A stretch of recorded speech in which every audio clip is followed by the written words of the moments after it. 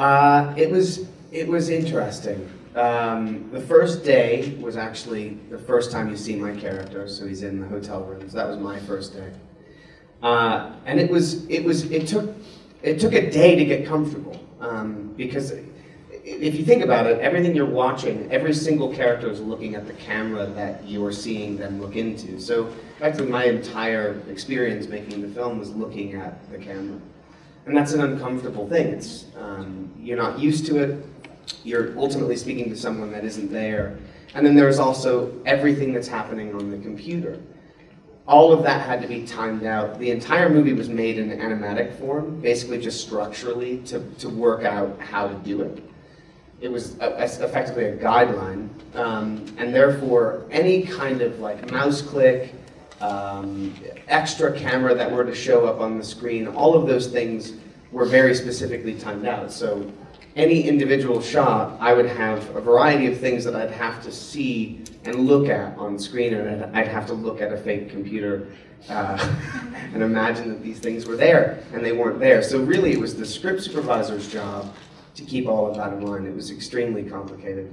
The most intense days that I had on the film were 3 days in Austin. We shot all of the car sequence. So when my character leaves the hotel until the end of the film when he gets to the warehouse, that was done in 3 days.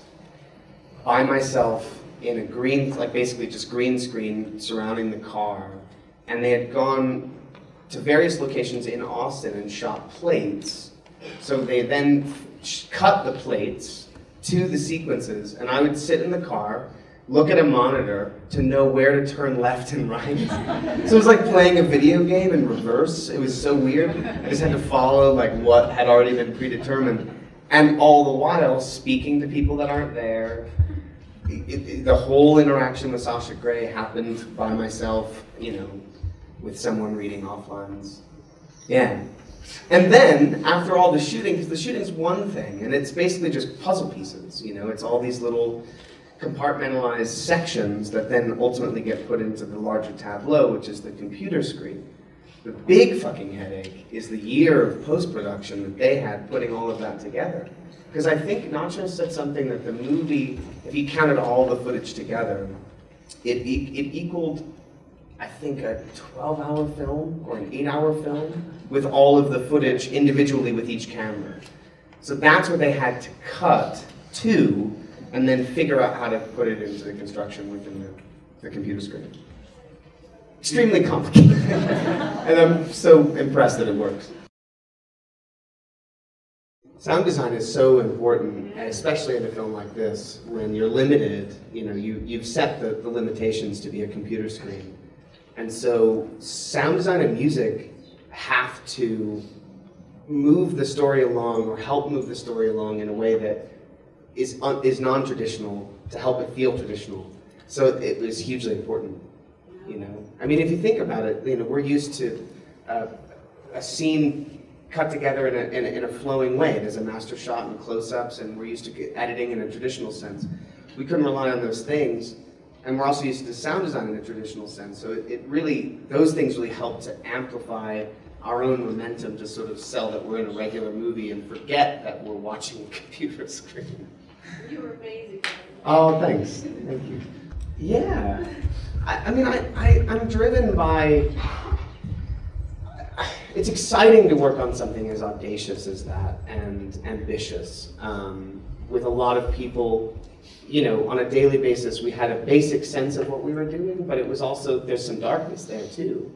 And that's exciting. It fuels creativity, and it's frustrating and it's complicated, but it's part of why we love cinema to a certain degree, and I think problem solving is an exciting thing to be around, and working those things out with a group of people, so I like complicated situations. Suicide's fucking awesome. Has anyone ever heard of Suicide before? They were a band from the late 70s in New York City, all synth-driven. Some people may know them because MIA covered that particular song for a song that she did a few years ago. That was kind of, yeah, I love Suicide. I didn't get in deep in that regard, no. I didn't. I mean, part of, you know, the facade, I mean, now that you've all seen the film, so there's the twist at the end, but the facade of the character is that he's an innocent, so for about, you know, 80 to 90% of the film, my character is seemingly an unwilling or an innocent participant in events that are out of his control. You come to understand that he actually had a lot more to do with those events than you realize. So it didn't seem important to me to investigate that, considering that a large part of my role was seemingly playing somebody that I'm not. Probably another actor wearing an Elijah Wood mask. That'd be amazing. No. Yes, yes. And not necessarily as an actor. I don't know if anyone's familiar with his short films. In some ways, I think some of the best stuff he's done in the last couple of years are his short films. And he's done one for VHS3 that I've had the privilege to see. It's fucking amazing. During last year, he spent in basically purgatory hell of the post-production of this movie, and he couldn't do anything. But in that span of time, he managed to shoot 3 short films that are incredible. Yeah, I mean, I'll know him for the rest of my life, and I definitely plan on working with him, but probably not as an actor. I would like to collaborate. Not really. I guess I don't really look, you know, as an actor, I don't know that I look at films from a genre perspective.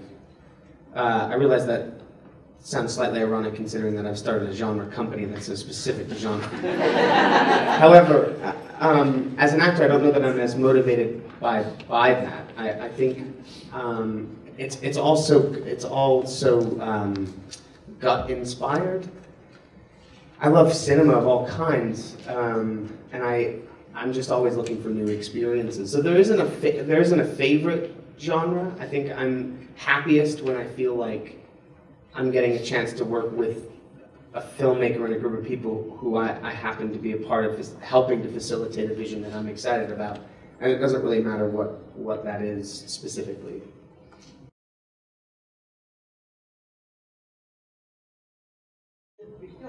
I hope it's not way down the road. Yeah, I'd love to. I feel it's a privilege to be the age that I am, and I've been working for as long as I have, and to keep getting a chance to do this. And I've wanted to direct for a long time, and I've been privileged to work with a lot of really incredible directors, and in some ways I feel like I've been going to film school for the last 25 years. So I would love to, sooner rather than later. And it's a funny thing, it's not, I feel like I have to put that hat on or something, because I'm not actively looking for it. I feel like I'm waiting for the universe to like, oh, that's the thing. Which is sort of ridiculous. I think I should just start doing it. But I would love to. I'd love to. In some ways, I imagine a future in which I'm just doing that, which I think would be really exciting and gratifying. Everybody, let's please thank Elijah Wood. Don't forget to vote for Open Windows. You can see him tomorrow at the Spec Division panel at 3 o'clock in the library room, at 4:30, where they'll present their film LFO, which they're supporting, and then at 7:15, do you want to talk about that tomorrow night? Guys, there's this incredible Spanish film called Who Could Kill a Child. Is anyone here familiar with it? Fuck, it's incredible. So it's this movie made in Spain in the 70s. I discovered it a number of years ago. It was a real inspiration for us with this movie that we did called Cooties. It's about killer children. This is a very special film, and it's a 35mm print. It was very difficult to track down. This is a big deal. So I beseech you, I implore you. You must check out this film. It's extraordinary, and it's a rare thing to see it on 35, so don't miss it. And show up early and see him DJ. Oh yeah, I'm DJing. I forgot about that part. I've got some 45s. I'm gonna play some music. So please enjoy that tomorrow. Once again, thank you. Open Windows, Visionary Award recipients, Spec Division, Daniel Mellick-Osweiler, and Mr. Elijah Wood. For all God's children, God is a